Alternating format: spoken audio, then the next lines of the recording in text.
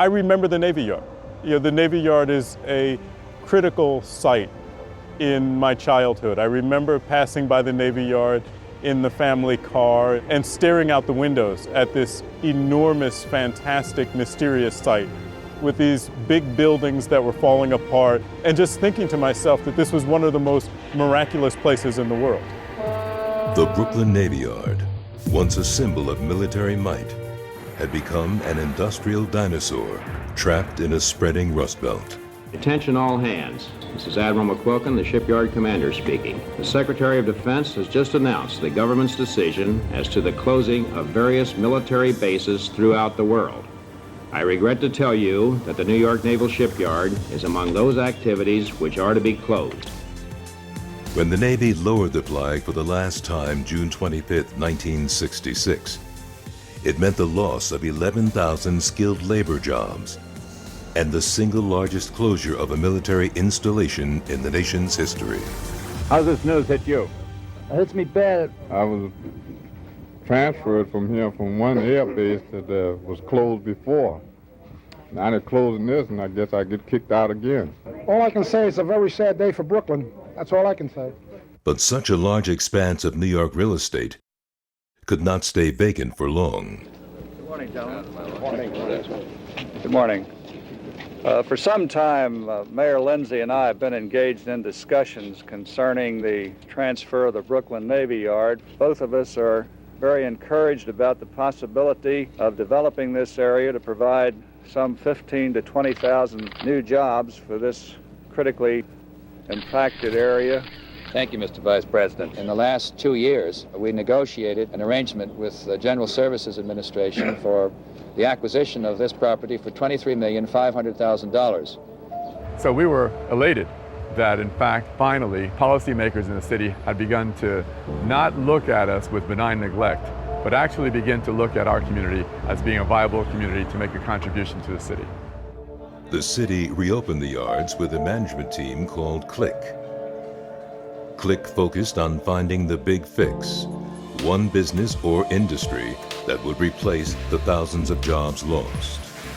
Plans were made for everything from building oil rigs, an auto plant, and even relocation of the handbag industry. But the only industry with traction was private shipbuilding.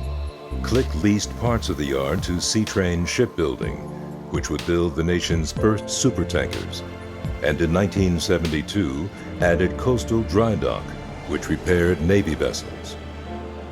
For the surrounding neighborhoods, the city's second poorest congressional district, it seemed like a new lease on life.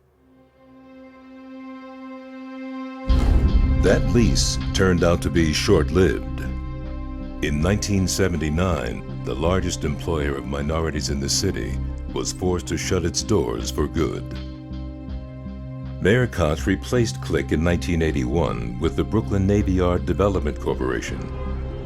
The team faced a daunting task.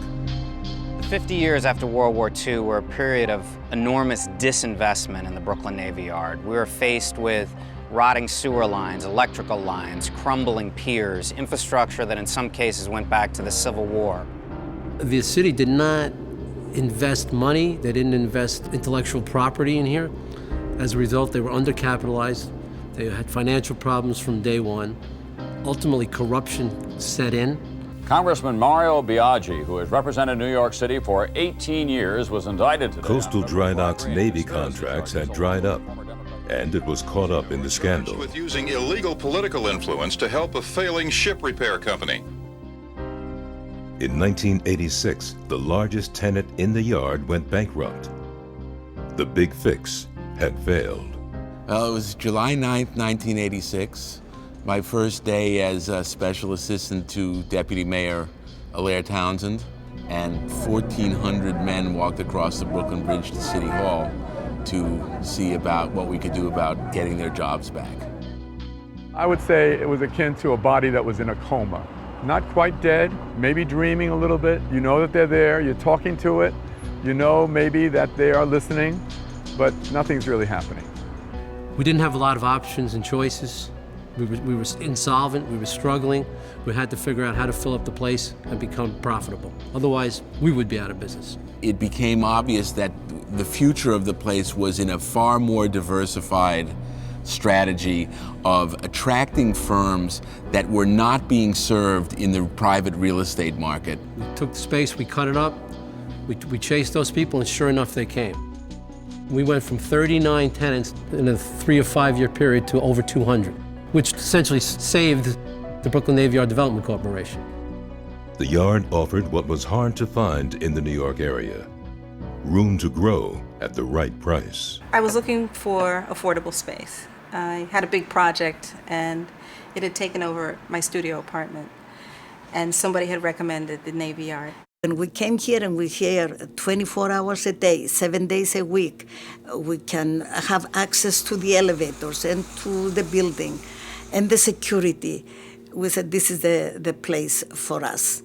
And I think for small businesses, this is important that they could come in, do work, and they could feel safe, leave their supplies, their materials, they leave their trucks here. And most of our people are some of the original employees we had.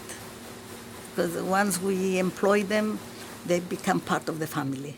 The Navy Yard has brought about a resurgence, a renaissance in the streets bordering it. This is a resource to the Jewish, African American, Latino communities who live adjacent to this. So we want to see it grow in all different type of industries, but also should stay the place where these small entrepreneurs can start and expand. We started out with about 8,000 square feet, and now we occupy about 40,000 square feet. We're able to take advantage of the skill base here, the brain trust in New York City, the talent in New York City, and actually use that to our advantage. When I came out to see the Brooklyn Navy Yard for the first time, what impressed me most was it's about 300 acres with lots of room for expansion. Basically, it's at the confluence of 3 bridges. The BQE is 1 block outside our gate. At the time, people said, "You're crazy, nobody will ever come to Brooklyn." I think we've proved them wrong. I think we've been a terrific anchor for the neighborhoods of Williamsburg and Fort Greene, Clinton Hill. It's become the arts capital of the world. Steiner Studios is now the Yard's biggest jobs generator, turning out hit films such as Spider-Man 3 and TV series like Bored to Death and Boardwalk Empire. If you think about what's going on here, you really have to have a great deal of confidence in the future of New York City. Businesses are coming here, growing and hiring people, and it heralds the rapid emergence of the Brooklyn Navy Yard, the city's most successful industrial business zone, as the nation's greenest industrial center as well. The city saw this potential because it was trying to build an industrial strategy that went beyond the center city in Manhattan. Lessons learned. First of all, you need very good governance. It really requires a tremendous, tremendous focus of resources and management talent. And the result today is an industrial space that is probably unique in the country. The Navy Yard is comprised of about 45 buildings, 6 dry docks, 5 finger piers, close to 300 acres, which is the equivalent of 17 times the footprint of the World Trade Center. My hope for Brooklyn is that the Yard remains a place where people, working class folk, like my family, like my parents, have opportunities to find better jobs and to really pursue the American dream. My father was a hard hat in the Navy Yard when I was born. It was a sense of pride for me as a child to know that our parents really had made a major contribution to freedom and to this country, particularly for young people of color. We definitely felt connected to when the Yard had 45,000 people and it was involved in the efforts of World War II, you know, when it sort of gained its iconic status within the borough. Because that's really what the Navy Yard represents to me. It's an enormous tribute to thousands upon thousands of Brooklynites who came here to build a better life and actually succeeded.